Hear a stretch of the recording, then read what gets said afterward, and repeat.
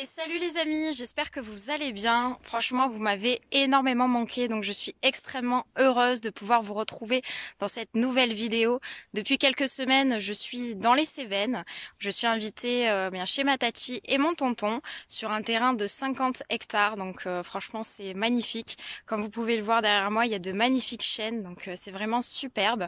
Et depuis quelques semaines, bien je prépare un nouveau projet secret. Donc déjà, je tenais à remercier toutes les personnes qui m'ont envoyé des messages bienveillants comme d'habitude. Donc merci beaucoup d'avoir pris de mes nouvelles.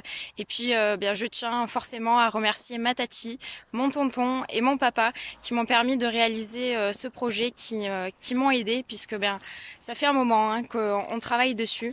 N'hésitez pas à rester jusqu'à la fin de la vidéo, puisque dans un premier temps, je vais vous faire la visite de ce magnifique domaine.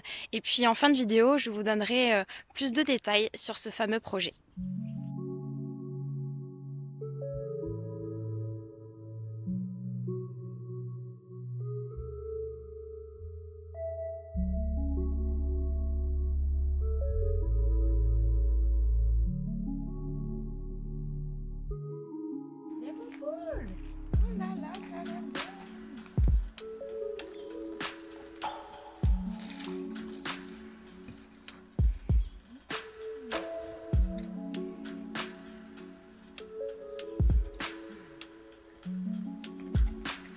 On va voir s'il y a des œufs.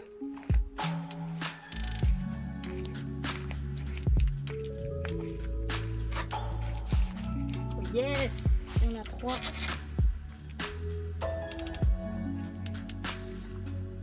Beaux œufs frais, tout frais. La classe.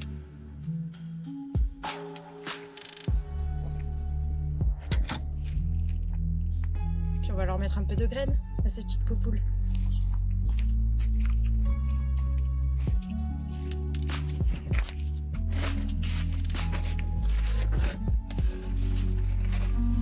Graines spéciales poule pommeuse pour des beaux œufs.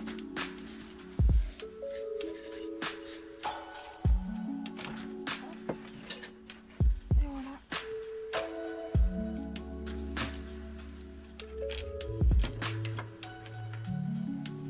Je trouve ils sont trop beaux.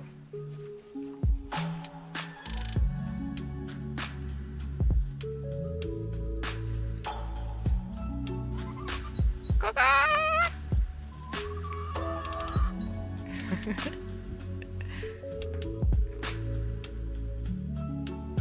Maison autonome en chauffage, puisqu'il y a une cheminée. Donc tous les soirs on a le plaisir de voir la cheminée allumée. La maison n'est raccordée, n'est pas raccordée au réseau à l'eau. C'est une nappe phréatique qu'il y a. Donc ils sont totalement autonomes au niveau de l'eau. Ça va, elle est bonne l'eau de pluie? Vous voyez, c'est très facile d'imaginer la vie qu'il y avait ici, dans ce petit village autonome, ce domaine. Moi personnellement, c'est la première fois que j'en vois un. C'est un chauffe-eau solaire. Comme son nom l'indique, ça permet de chauffer l'eau avec le soleil. Donc ici, ça sert pour une piscine, mais le principe, il est applicable pour l'eau de douche, par exemple. Et je trouve ça vraiment génial. Donc l'eau passe par les tuyaux et se fait chauffer naturellement par le soleil. De partout, il y a des oliviers avec ces vieilles bâtisses en pierre. Je trouve ça vraiment magnifique.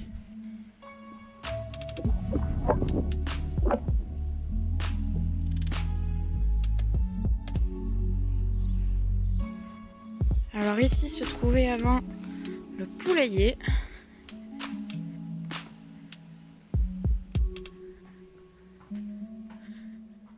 Et voilà, c'est là qu'étaient les poupoules et qu'elles pondaient.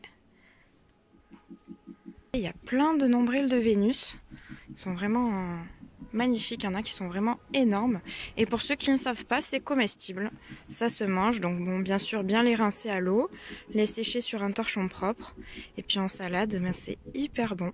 Et là, j'ai l'impression que c'est un oignon, je pense, qui est en train de pousser. De la nourriture à profusion. Et là, pour les connaisseurs, ça ressemble à des épinards. Je pense aussi que ça se mange. J'ai pas encore goûté, mais c'est à tester. Ce grand cyprès qui abrite en ce moment des centaines d'oiseaux. C'est vraiment très agréable de les écouter chanter toute la journée. Cette belle vue sur les montagnes. Et puis on va descendre un petit peu plus bas et on va découvrir qu'est-ce qui se trouve là-dedans.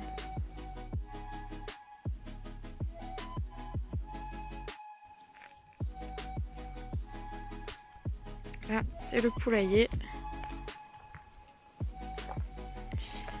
Et ici, alors, il va falloir que vous nous aidiez.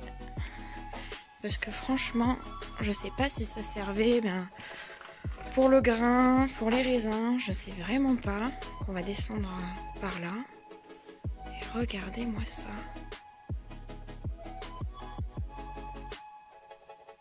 Je suis amoureuse des vieilles pierres. On entre ici. Alors on sent de suite une énergie particulière ici. On sent qu'il y avait beaucoup d'activité. Hein. Ça se ressent. Je sais pas à quoi ça servait, si c'était pour le grain. Vous voyez, il y a 3 trappes qui sont notées. Il y a des petites annotations là, avec des anciennes moulures. C'est vraiment très joli. N'hésitez pas à me dire en commentaire si vous avez des idées, ça sera hyper intéressant de savoir. C'est magnifique. Et avec la vieille auto. C'est excellent. Chaîne qu'il y a ici, Baya. Je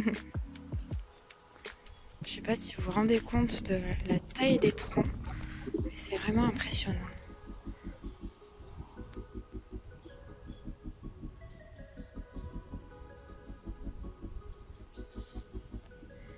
Et forcément, toute une biodiversité qui s'installe et qui est pérenne ici.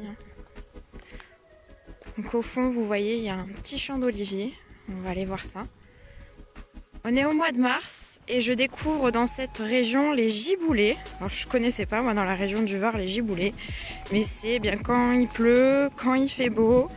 Donc on a quand même pas mal de pluie et puis on a aussi des jours de plein soleil et il y a quand même du vent aujourd'hui. Donc j'espère que ça ira pour le son. Et vous voyez là on arrive au champ d'olivier. C'est sublime.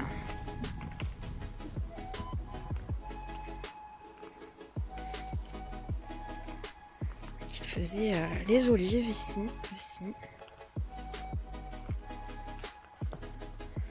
C'est le paradis.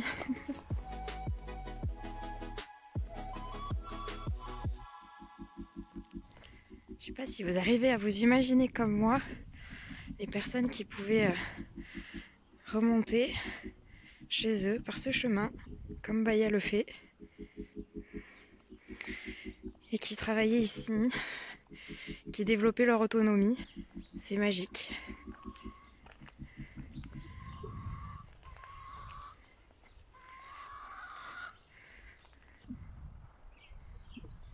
Et ici, c'est l'ancienne bergerie, là où je dors en ce moment.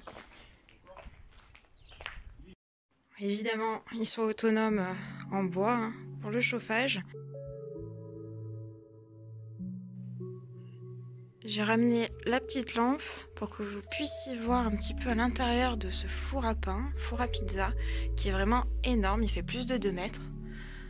Hop, il y a un faux contact sur la lampe. Regardez-moi ça, c'est vraiment un travail magnifique. Gros respect aux anciens, ils faisaient vraiment du beau boulot. Et voilà, pour cuire toutes sortes de pains, de bonnes pizzas, j'imagine.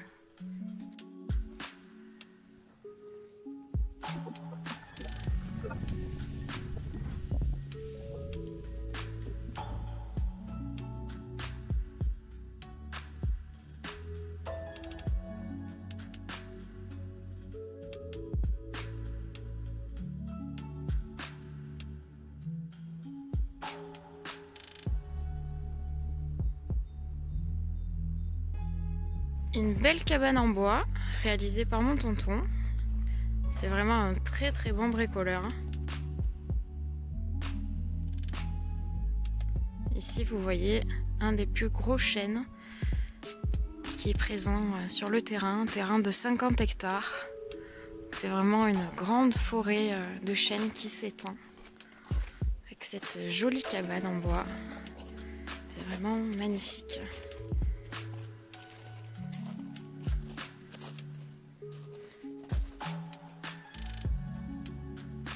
Voilà, avec vue sur la forêt.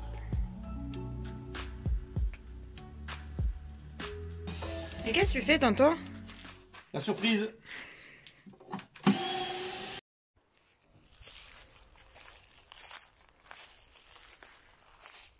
Comme vous pouvez le voir, il y a une superbe cabane dans les arbres. Ça, c'est vraiment un rêve de gosse, je crois, pour tout le monde. Et c'est mon tonton qui est en train de la fabriquer, de la réaliser. De toute façon, il est tout le temps en train de bricoler. Regardez-moi ça, c'est une merveille. Avec beaucoup de récup, hein. Il a réussi à faire une superbe cabane dans les arbres. On va voir si on peut lui poser quelques questions. Oh tonton, qu'est-ce que tu fais? Allez, viens, descends. C'est la cabane des petits enfants. Wow. Mais tu filmes pour le projet? Ah ben, on va en parler si tu veux. Ah, c'est pas ça le projet, tu le sais. J'arrive. Bon, déjà, tonton, je voulais vraiment te remercier parce que tu m'aides là depuis un mois hein, sur ce fameux projet. Avec ton père, voilà. Donc c'est quand même du boulot. Hein, ah oui. Je pensais pas que ça allait nous prendre autant de temps. Attention le fil, donc, pour les sangliers, voilà. Merci, franchement. De rien. En plus, tu fais du cousu humain, donc c'est magnifique. Est-ce que tu peux un peu te présenter à la limite, comme ça mes amis, ils te connaissent Et en fait, je suis coach en bricolage à la retraite. Ouais. Ça fait que je fais vraiment ce qui me fait plaisir, des projets qui me tiennent à cœur, comme le tien par exemple. C'est cool.